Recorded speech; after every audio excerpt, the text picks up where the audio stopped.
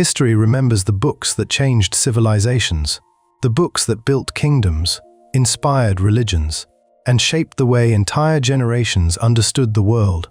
But scattered throughout history are other books, books that survived the rise and fall of empires, crossed deserts, escaped destruction, and quietly waited for someone to read them again. Among them is one manuscript that has fascinated historians, theologians, archaeologists, and curious readers for centuries. A book that speaks of heavenly beings, forbidden knowledge, a world before the Great Flood, and a man who claimed to witness the courts of heaven itself. Its name is the Book of Enoch. Today, the Book of Enoch occupies a remarkable place in history. It is preserved in full by the Ethiopian Orthodox Tewahedo Church.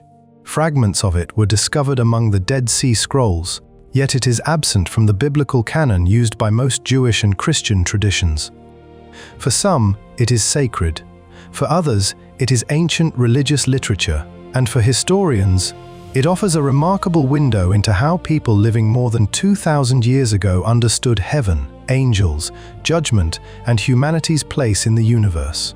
Over the next few minutes, we're going to separate history from tradition and explore one of antiquity's most extraordinary stories. We'll begin in the generations before the Great Flood, meet the mysterious figure known as Enoch, follow the descent of the Watchers, witness the rise of the Nephilim, journey into heaven itself, and finally uncover why this remarkable book nearly disappeared from history. Our story begins long before pyramids rose over Egypt. Long before Rome, Greece, or Babylon became great civilizations. It begins in a world remembered only through ancient traditions. A world where humanity was still young, where the line between heaven and earth was believed to be far thinner than it is today. And among the descendants of Adam, one man would become unlike any other. His name was Enoch. Long before written history, before kings ruled vast kingdoms, and before the first great empires appeared, people understood the world through memory, oral tradition, and stories passed from one generation to the next. It was a time remembered as the world before the flood. The Book of Genesis preserves one of the oldest genealogies in religious literature. Beginning with Adam, the narrative traces generation after generation, each life ending with the same familiar words. And he died. Again and again, the pattern continues, until suddenly the pattern changes. In the seventh generation from Adam, the text introduces a man named Enoch. At first, there seems to be nothing unusual about him. He lived, he had a family, he belonged to the same long line of ancestors, yet his story ends differently. Genesis tells us that Enoch walked with God. Then, without describing his death, the account simply says, he was no more, because God took him. Only a handful of verses describe Enoch, yet those few lines have inspired centuries of discussion. What did it mean to walk with God? Why was Enoch taken instead of dying? And where did he go? Centuries after Genesis was written, another text appeared, one that claimed to answer those very questions. Known today as the Book of Enoch, it transforms a man mentioned only briefly in Scripture into the central figure of an extraordinary journey. Whether viewed as sacred tradition, ancient religious literature, or an important historical document, the Book of Enoch preserves ideas that profoundly influenced the ancient world. Its pages describe angels, visions of heaven, judgment, and mysteries found nowhere else in quite the same way. But before Enoch's remarkable journey could begin, the book tells another story, a story about beings who were never meant to leave heaven. According to the Book of Enoch, high above the earth, a group of heavenly beings watched humanity patiently, silently, for generations, until one decision changed everything. The book calls them the Watchers, and according to the story, their descent would forever alter the fate of humanity. According to the Book of Enoch, the heavens were inhabited by beings known as the Watchers. Their role was not to rule humanity, but to observe it. They watched generations rise, families grow, and civilizations slowly begin to take shape. They stood as witnesses to the unfolding story of mankind, silent guardians, looking upon a world that was still young, but according to the narrative, something changed. Observation became fascination. Fascination became desire, and desire would soon become disobedience. The Book of Enoch names their leader, Semjaza.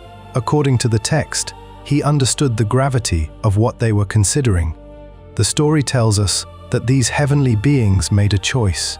They would leave heaven, descend to earth, and involve themselves in the affairs of humanity.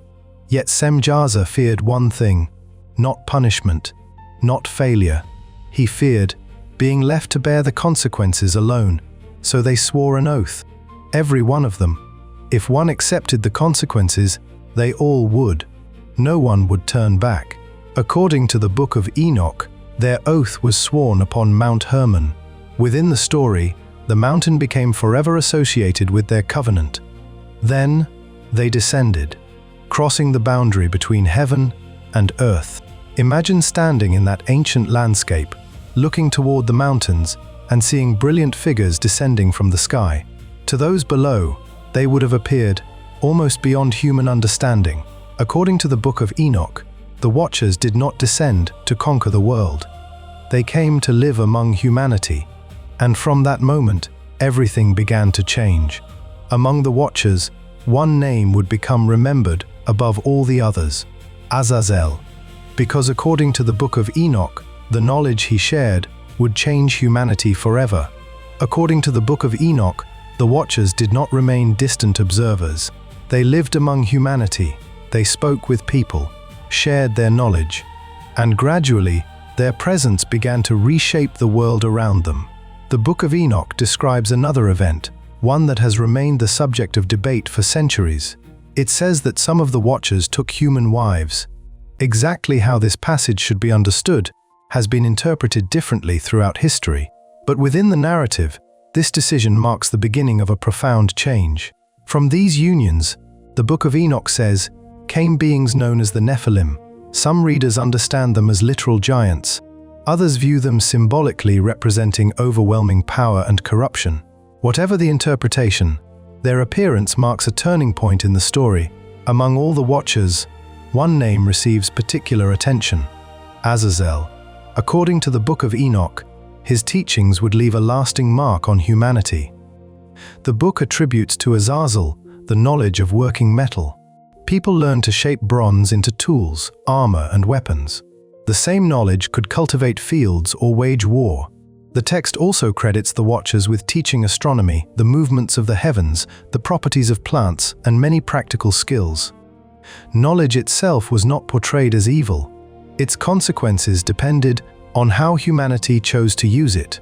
Communities grew larger, craftsmanship improved. People understood more about the natural world than ever before.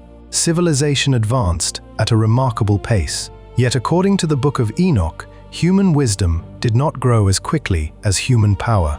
The same discoveries that transformed civilization also made conflict more devastating. Violence increased, pride flourished, justice weakened. The Book of Enoch describes a world drifting further away from the order it was meant to reflect. According to the narrative, nothing unfolding below escaped the attention of heaven. The cries of humanity were not unheard. As the world changed around him, one man remained faithful.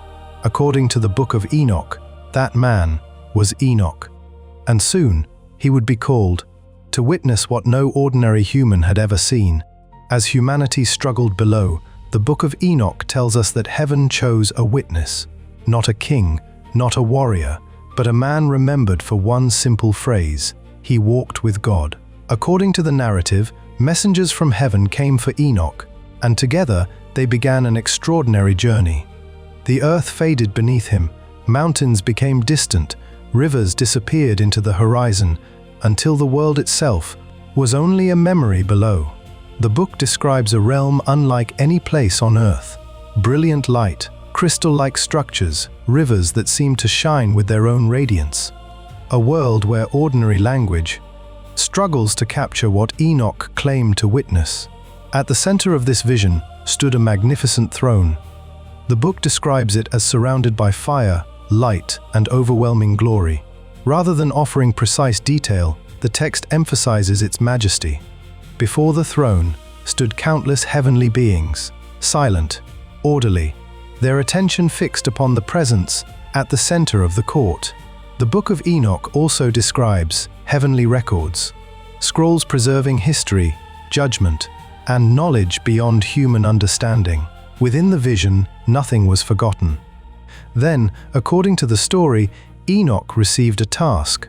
He would become a messenger, not to kings, not to nations, but to the very watchers whose choices had transformed the earth. The book says, the watchers understood that judgment was approaching, and they asked Enoch to speak on their behalf, to carry their plea before the heavenly court. According to the Book of Enoch, the answer was final. The rebellion could not be undone. The consequences would remain. The message Enoch carried was not one of revenge, but of justice. As Enoch's journey drew to a close, his gaze returned to the world below. According to the book, the corruption had reached its limit, and a new chapter was about to begin. One remembered throughout history as the Great Flood. When Enoch's vision came to an end, the world below had not changed. According to the Book of Enoch, violence continued to spread. The suffering of humanity had reached its breaking point. The book tells us that heaven answered, not in anger alone, but with judgment. The corruption described throughout the narrative would not continue forever. Yet even in this moment, the story introduces hope. A man named Noah. Presented as righteous in his generation, he would become the instrument through which life would continue. Day after day, the ark grew. Each beam placed, each joint secured, represented faith in a warning. Few were willing to believe. The Book of Enoch offers only a brief glimpse of this period, but together with Genesis, the picture is familiar. Warnings often seem unbelievable, until events prove them true. Then the skies opened. Rain fell without pause. The rivers rose. And according to the story, the world entered its greatest moment of judgment. The flood became both an ending and a beginning. A world passed away. Another would emerge. As the waters slowly withdrew, life began again. The narrative closes one chapter while opening another. But the story of Enoch did not end with the flood. The generations remembered the flood, but the book that preserved Enoch's remarkable journey would begin a very different journey of its own. One that would carry it across continents, through forgotten libraries, and nearly into oblivion. Whether the Book of Enoch is read as sacred tradition, ancient religious literature, or a remarkable work of early Jewish thought, its own journey through history is extraordinary. Long after the story it tells had ended, the story of the book itself was only beginning. Before printing presses, every manuscript had to be copied by hand, generation after generation.